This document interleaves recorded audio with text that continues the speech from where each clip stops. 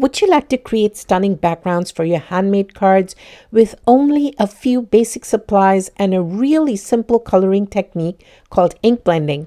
If you said yes, then keep watching because in this video tutorial, I'll be walking you through every detail about how you can use minimal supplies to create beautifully ink blended backgrounds for both simple or more advanced projects. You can master this technique even if you've never crafted before because it's easier than you think. Ink blending can easily transform a simple piece of cardstock into a stunning design. But to achieve beautifully blended transitions between colors, it's important to use the right tools and supplies to get the desired results. So you'll need a variety of supplies for ink blending, and needless to say that high quality supplies will create high quality outcome with ink blending. But if you're just starting out, I'd recommend starting with a small set of basic ink colors and just one of each of the supplies so you can get some practice and get a feel for what you really like before you go and splurge on anything. So let's get started with the supplies you'll need.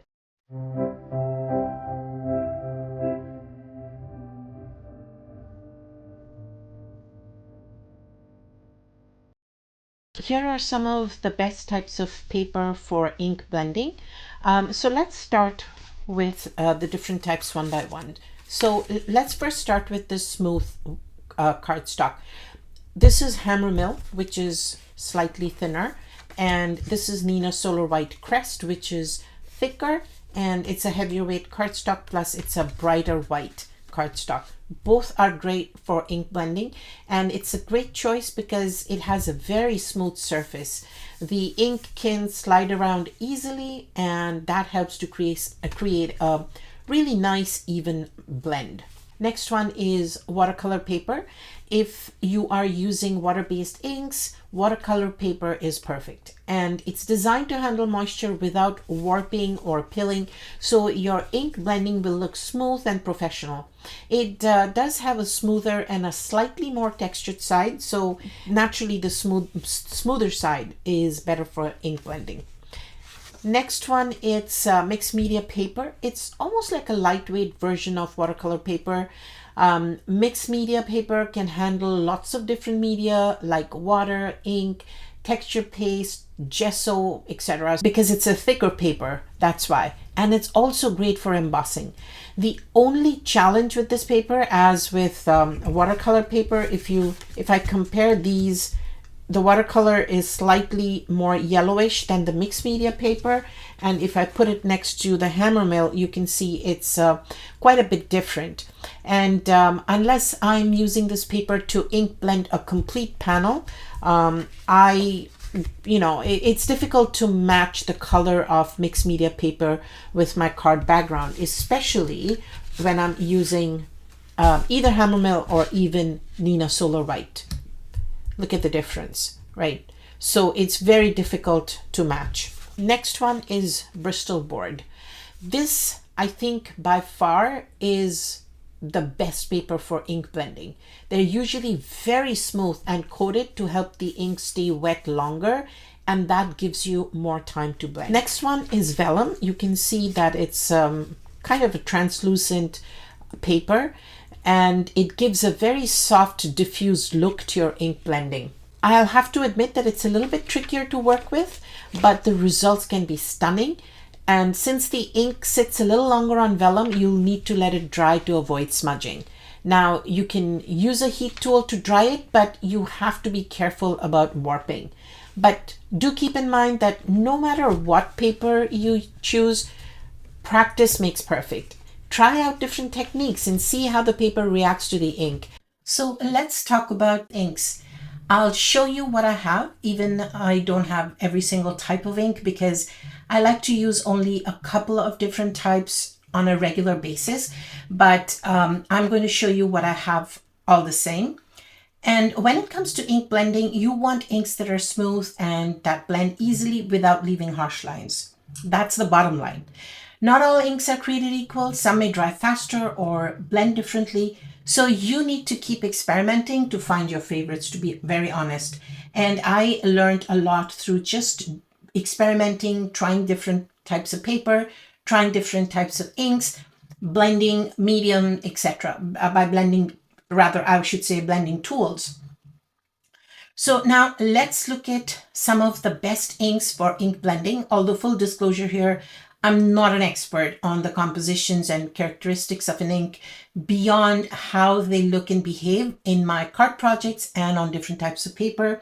But I will talk about 2 or 3 different types of inks that I don't use very regularly, but that could be used, may not be in regular ink blending, but generally types of use I have for these specific types of ink.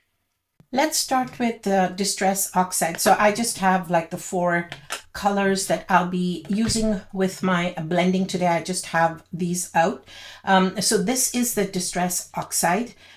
This is by Ranger, and the brain behind the Distress Oxides is Tim Holtz, and he has a slew of really innovative and revolutionary, I would say, items that can help with your scrapbooking and card making and all of that. But Distress Oxide is one of the best inks you can have for ink blending. These are similar to Distress inks. I actually only have just this one ink cube, mini ink cube of Distress ink. But the oxides, basically, they are a fusion of dye and pigment. These inks create a kind of an opaque, chalky finish that blends beautifully, and I'll be showing you lots of samples as we go along. And I have about 5 sets of these, and each release they have 12 colors, and I have 5 sets of these, so basically 60 different Distress Oxide inks. But I have to tell you that these are more expensive, and Distress inks are a little less expensive. Now, you might ask, what is the difference between a Distress Oxide and a Distress ink? So, Distress ink is a dye ink. Like, this is a pigment, and it's a combination of a pigment and a dye. But Distress ink is a dye ink. And it's actually a really good option, and they're generally fast drying and less likely to smudge once they're set. But if you need a little extra time to blend and things like that, then they will work pretty good as long as you keep blending. That way the ink stays wet on your paper. But of course, this one takes longer to dry. This is a little more faster drying, but they do really stamp very well. So if you are looking for dye inks, here is another example of a dye ink.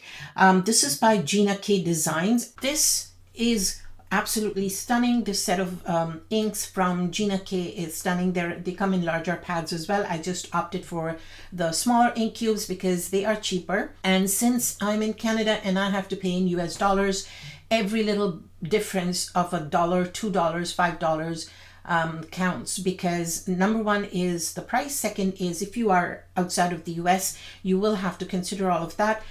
The size will also determine the postage, right? The postage can get expensive, and the more expensive these are, you may end up paying customs duties. So all of these are the considerations that I always have when I'm ordering anything from the US. So this one is a dye ink. And like I said, they're really good for ink blending, and also when you're using Gina K Designs, or this is by Altenew. They call it the crisp dye ink because it really dries really crisp and they blend really well. And both of these have smoothing agents in their inks, which means that even if you end up with an ink blended panel that looks a bit of, looks a little blotchy and not perfect, once they dry, they will smooth out quite a bit. So it may not look that splotchy at the end. So this is another, I love this brand. So these are as well, these are dye inks from Pinkfresh Studio. So there are many different brands that produce these dye inks. So this is another brand that I absolutely love. They also have a smoothing agent, and the colors actually are beautiful. So this is about dye inks and Distress ink and Distress Oxide. Now let's look at pigment ink. Now pigment inks, these basically are a little bit heavier than the dye inks in the sense that they actually sit on top of your paper instead of soaking into the fibers, which happens with the dye inks. And the pigment, it kind of settles on top for a bit, and that gives you more time to blend. But they do take a little longer to dry, which means that you have to be careful you don't get your fingerprints on them, and you are letting them, either air dry or take a heat tool and kind of just hit them with the heat tool and they'll dry faster. But it definitely takes a lot longer. And there are two like different types of pigment inks as well. This one is a metallic pigment ink. This is from Altenew, Enchanted Gold. So this is gold pigment ink, and this one is white pigment ink. They both have their own places in, you can use them for ink blending, and they both have their own places in the blending category, blending technique. This one is a chalk ink. It contains pigmented ink with a chalk-like finish. This one I got off of AliExpress or maybe Amazon. I don't remember exactly.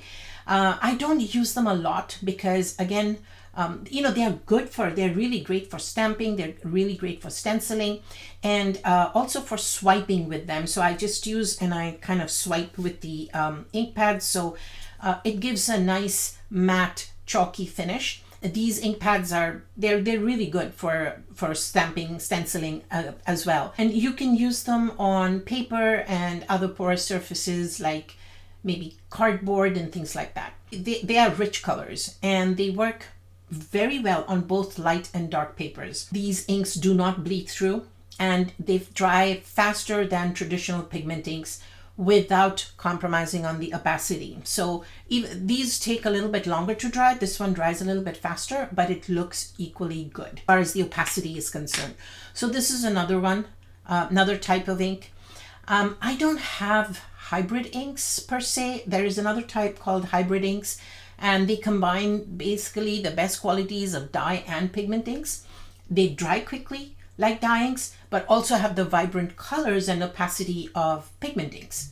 I honestly don't own any except for the distress oxides, but they're not perfect. I don't think I can really call them hybrid inks, but the hybrid inks are a little bit different in the chemical composition as far as I know. These are not perfect hybrid inks, right? But then again, I said I'm not an expert on the chemical composition, etc. of inks.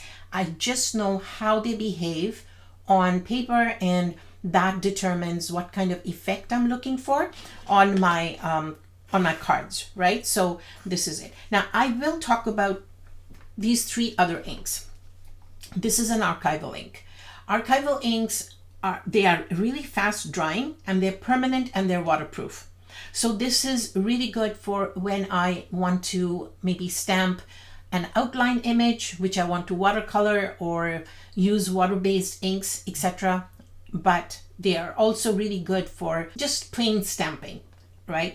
I haven't tried ink blending with these archival inks, but I'm certain that they won't be as good as your pigment or your dye ink because these dry a lot faster.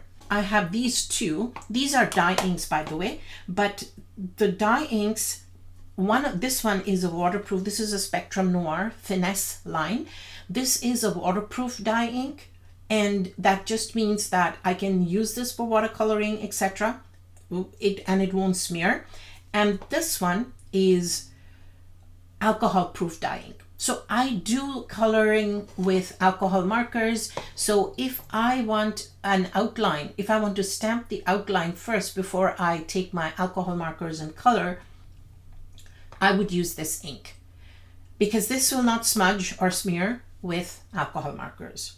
So I think you have a pretty good idea now of what these different inks are. And in the next segment, I'm going to show you what are the different mediums I use for blending inks. So now let's explore the different types of blending brushes that you could use And of course, I, again, don't have every single type of brush available in the market, but I've collected quite a few over time. I have quite a handful of these, but you can get away with just a few when you're starting out. I'll recommend starting with the foam blenders, which are these. There are two different types, and I'm going to explain the difference in a bit. And because, you know, you can buy like a couple of these handles, and you just put the foam, attach the foam to the handles, and you are good to go. So you can, and these are more affordable, by the way, because you buy these handles, like you can buy a couple or 4 handles, and you get these foam blenders in packs of 20 or 10, and they are way more affordable. So you can start with, if you are starting out, you can start with just the foam blenders and a couple or 4 handles. You start with the affordable ones that you can find on Amazon, or even AliExpress. Like I got these from AliExpress, and some of my initial collection of foam blenders is from AliExpress. So I would recommend that you can go check there.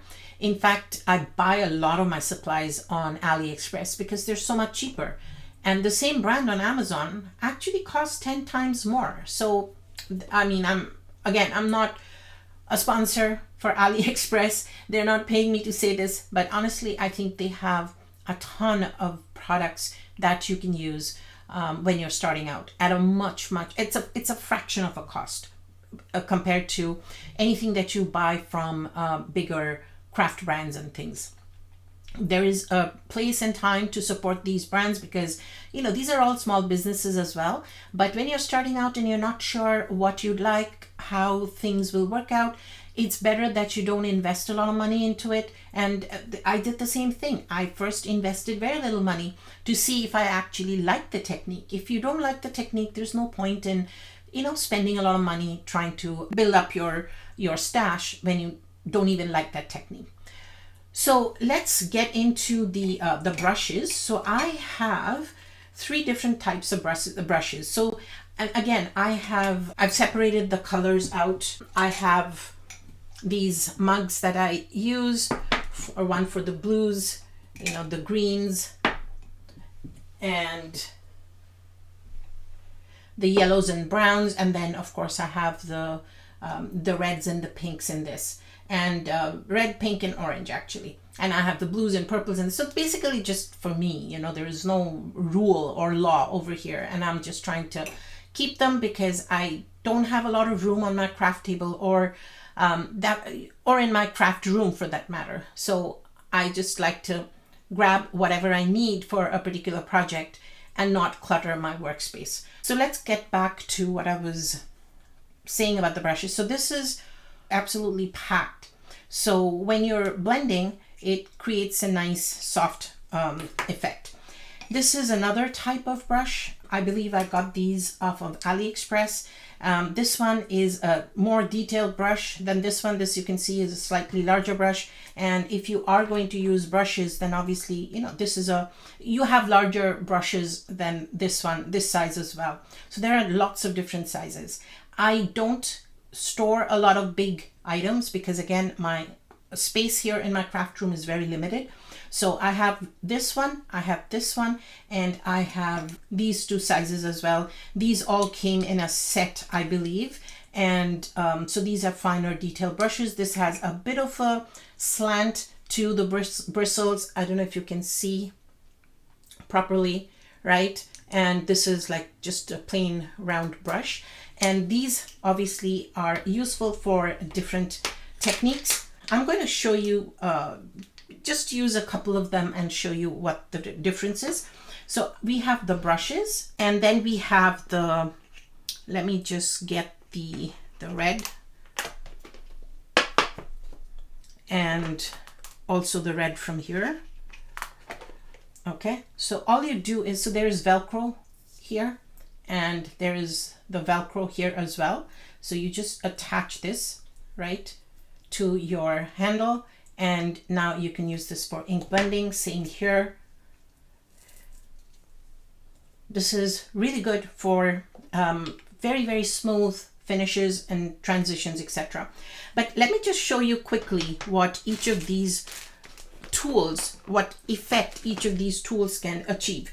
Let's start with the brush. And here is something that I use when I'm using these distress oxides. These are you know, ink pad holders. You can put your ink here, and that way, you know, the ink pad doesn't slide around. But I think mine is unclean, that's why it's not kind of holding on to the glass surface, and I think I have a lot of dust underneath. That's why it's not grabbing onto the glass surface. It should lock in place, and you shouldn't have to, like, it should move like this, right? So that is one problem. But you can use this, or if you don't have this kind of an ink pad, you can just use a plain and simple, this is a shelf liner, and serves the same purpose. See, it's kind of grabbed onto my work surface and it's not moving. And you can also just put it down here, and then as you're picking up ink from here, it won't move. So this is something for convenience. You don't have to have it. It's just something I just thought I'd share with you. So here I go. So this is the brush, normal, and I'm using mixed media paper, and I'll show you what happens when I go, you know, directly onto the paper with the brush, and then I'll also show you what happens if I tap it off on the side and then move in. So let's go direct on the paper. So I'm using a very light hand, and now I'm going heavier. So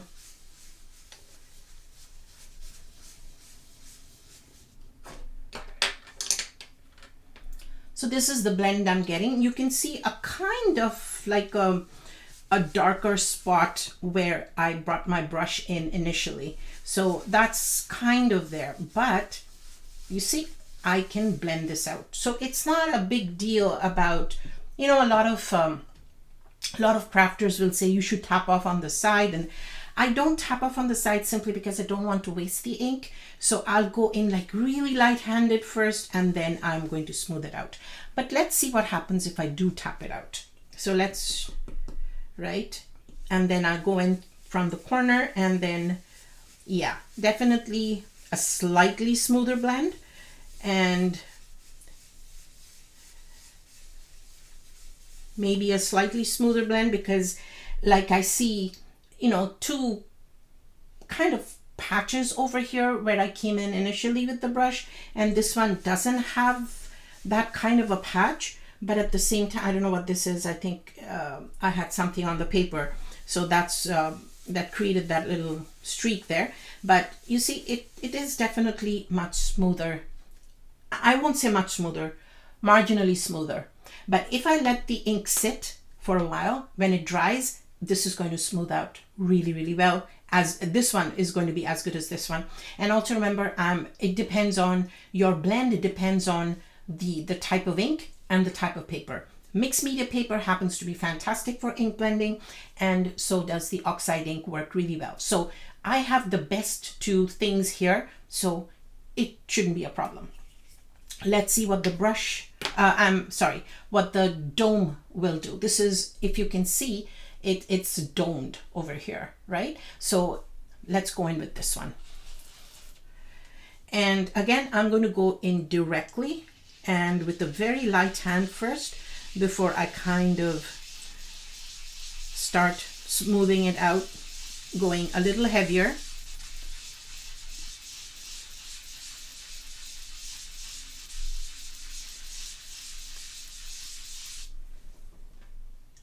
Perfect, perfect. Again, I mean, don't mind the difference in the color because this had some kind of pigment from before. So that's why the color is a little bit different, but this is perfect. This is smooth, but you can already see this is drying out, and you can already see those two patches disappearing.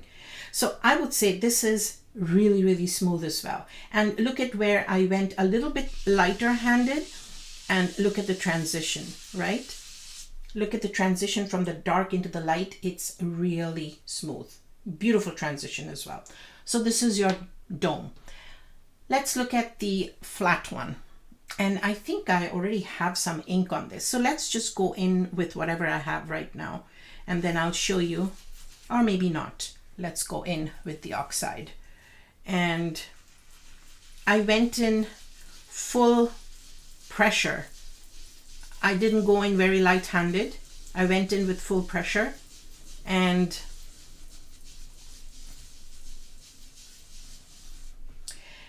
the difference that you see between this and these is that with the flat surface, you get a sharper line, a sharper border.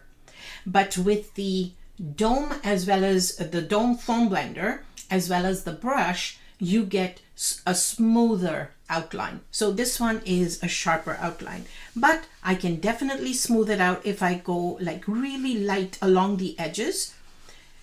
You can definitely smooth that out.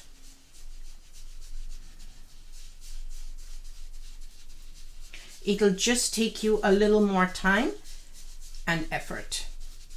Now, of course, there you go. I can still see a little bit of the edge here. Maybe I can just smooth it out here a little bit, just go over it a little longer, and it's smoothed out over here. So you see, there's subtle differences depending on the tool. This was the brush without tapping off. I went in lightly, and then this is with this brush. I went in lightly first, and then I put more pressure. This one I tapped off first on the side, and then went in and blended. This one was the dome foam blender. I did not tap off. I went directly into it, but I went light and then full pressure. And this one I went in full pressure, almost full pressure. I would say medium pressure, and then I blended out the edges a little bit more so that it's a smoother transition. But you can see already that the ink is drying and it's smoothing out even more. You can barely tell the blotches in here and how smooth this is. Now let's look at this one here, this brush, okay? It's more flat than this one. If you can see here, this is kind of domed, but this one is completely flat. It has a flat top. So let's see. Let me go here. I'm going in with light pressure and then building up. But because this is a flatter brush, where I went in, there's already like a patch over there, and I'm of course smoothing it out. I went in without tapping the ink off. And again, you see the transition isn't too bad, but I really have to work the ink so that it blends out smoothly. But if I go in again and I just tap it off, and let me just go in this way. I tap it off and then go in here. I'll use this ink up. But because this is a smaller surface, I'm getting a darker color here. And the blend, the edge around the blend is a little bit sharper, but you can definitely blend it longer to smooth it out.